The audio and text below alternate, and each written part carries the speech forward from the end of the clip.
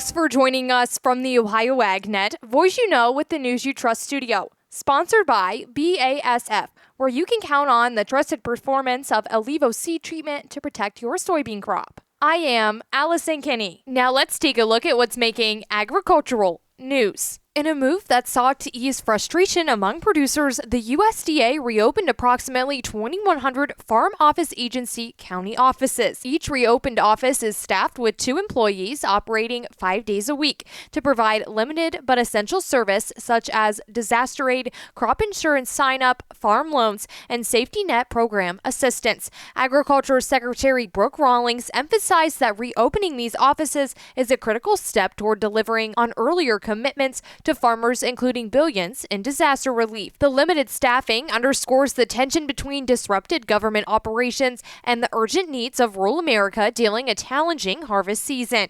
Farmers and ranchers have welcomed the reopening, but advocacy groups warn that the constrained capacity and lack of full funding could slow long-term recovery efforts. Still, for many producers, the reassumption of the in-person services offers much-needed help and a path forward to access economic support during a deeply uncertain period. Also making headlines today, the USDA's Farm Service Agency has extended the sign-up deadline for the Emergency Livestock Relief Program to November 21st of 2025, after many ranchers were unable to apply during county office closures tied to the federal government shutdown. The program provides payments to producers facing added feed costs or grazing losses from the 2023-2024 floods and wildfires. FSA Administrator Bill Beam said offices are now open 5 days a week under Agricultural Secretary Brooke Rawlings' directive to restore full access to core services. To simplify enrollment, FSA pre-qualified counties where disasters were already verified,